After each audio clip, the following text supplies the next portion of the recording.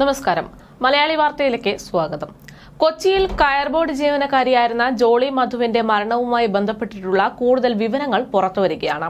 ജോളി മധുവിന്റെ മരണത്തിന്റെ കാരണത്തിലൊന്ന് അഴിമതിക്കാർക്കെതിരെ പ്രതികരിച്ചതിന് ജോളിക്കെതിരെ നടന്നിട്ടുള്ള പ്രതികാര നടപടിയാണ് എന്ന സൂചനയാണ് പുറത്തുവരുന്നത്. ജോളിയുടെ കുടുംബം ചീഫ് സെക്രട്ടറിക്ക് ഇതും വ്യക്തമാക്കിക്കൊണ്ട് പരാതി നൽകിയിട്ടുണ്ട്. കയർ ബോർഡ് ഓഫീസിലെ 4 ഉദ്യോഗസ്ഥർക്കെതിരെയാണ് കുടുംബം പരാതി നൽകിയിരിക്കുന്നത്. വിപുൽ ഗോയൽ, ജിതേന്ദ്ര ശുക്ല, പ്രസാദ് കുമാർ, എബ്രഹാം സിയു എന്നിവർക്കെതിരെയാണ് കുടുംബം പരാതി നൽകിയിരിക്കുന്നത്.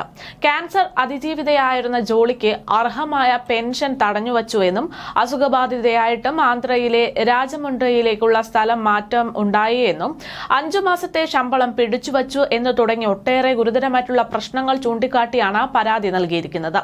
എന്നാൽ വലിയ സ്ഥാപനമായ കയർ ബോർഡിൽ ഭരണപരമായിട്ടുള്ള ആവശ്യങ്ങൾ മുൻനിർത്തിക്കൊണ്ട് സ്ഥലം മാറ്റം ഉണ്ടാകുന്നത് പതിവാണ് എന്ന ഉത്തരമാണ് ഈ ആരോപണങ്ങൾക്ക് മറുപടിയായി കയർ ബോർഡിന്റെ ഭാഗത്ത് നിന്ന് ഉണ്ടായിരിക്കുന്നത്.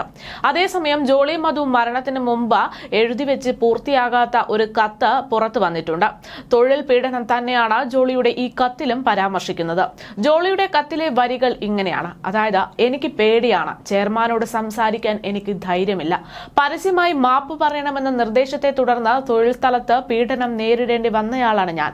എന്റെ ജീവിതത്തിനും ആരോഗ്യത്തിനും അത് ഭീഷണിയായി മാറുന്നുണ്ട്. അതുകൊണ്ട് തന്നെ ഞാൻ നിങ്ങളോട് കരുണയ്ക്കായി യാചിക്കുകയാണ്. എന്റെ വിഷമം മനസ്സിലാക്കി ഇതിൽ നിന്ന് കരകയറാൻ എനിക്ക് കുറച്ച് സമയം തരൂ എന്നതാണ് ജോളി കത്തിൽ പറഞ്ഞു തുടങ്ങുന്നത്. ഇംഗ്ലീഷിലാണ് കത്ത് എഴുതി വെച്ചിരിക്കുന്നത്. എന്റെ ആരോഗ്യത്തിനും ജീവനും ഭീഷണി ഉണ്ടാകുന്നുവെന്നും അതിൽ ഞാൻ നിങ്ങളുടെ കരുണയ്ക്ക് വേണ്ടി അപേക്ഷിക്കുന്നു എന്നതടക്കമാണ് ഈ കത്തിൽ സൂചിപ്പിക്കുന്നത്. കുറച്ചുകാലം കൂടി അതിജീവിക്കാൻ സഹായിക്കൂ എന്നത് പൂർത്തിയാകാത്ത ഈ കുറിപ്പിൽ ജോളി പറഞ്ഞു വെക്കാൻ ശ്രമിക്കുന്നുണ്ട്. കുറിപ്പ് പൂർത്തിയാക്കും മുമ്പാണ് ജോളി കുഴഞ്ഞു വീണത് എന്നതാണ് മക്കൾ പ്രതികരിക്കുന്നത്. ജോളി എഴുതിയ ഡയറിയും പേനയും താഴെ വീണ് നടക്കുന്ന സാഹചര്യമായിരുന്നു ജോളിയെ കണ്ടെത്തുമ്പോഴുണ്ടായതെന്നും ഇവർ പറയുന്നു. ഇതെല്ലാം 30 വർഷത്തെ സർവീസുള്ള ജോളി മധുവിന് ജോലി സ്ഥലത്ത് കൊടിയ പീഡനങ്ങൾ നേരിടേണ്ടി വന്നിരിക്കുന്നു എന്നതിന് വ്യക്തമാക്കുന്ന സൂചനയാണ് എന്നതാണ് വിലയിരുത്തൽ. എന്തായാലും ജോളിയുടെ മരണത്തിൽ ശക്തമായിട്ടുള്ള അന്വേഷണം തന്നെ നടന്നുവരികയാണ് എന്നതാണ് വിവരം. അന്വേഷണത്തിന് MSME മന്ത്രാലയം അന്വേഷണ കമ്മിറ്റിയെ അടക്കം രൂപീകരിച്ചിട്ടുണ്ട്. ഉദ്യോഗസ്ഥർക്കെതിരായ ആരോപണങ്ങൾ അന്വേഷിക്കാൻ 3 അംഗ കമ്മിറ്റിയെയാണ് ചുമതലപ്പെടുത്തിയിരിക്കുന്നത്. ആരോപണങ്ങൾ പരിശോധിച്ച് 15 ദിവസത്തിനകം തന്നെ റിപ്പോർട്ട് സമർപ്പിക്കണമെന്നതാണ് നിർദ്ദേശം.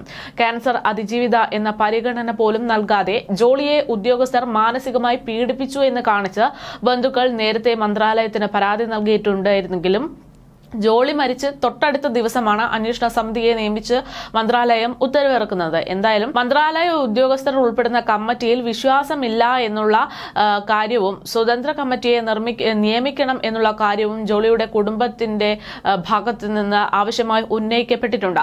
ക്യാൻസർ അതിജീവിത കൂടിയായിട്ടുള്ള ജോളി തലച്ചോറിലെ രക്തസ്രാവത്തെ തുടർന്ന് ചികിത്സയിലായിരിക്കെയാണ് കഴിഞ്ഞ തിങ്കളാഴ്ച മരണത്തിന് കീഴടങ്ങുന്നത്.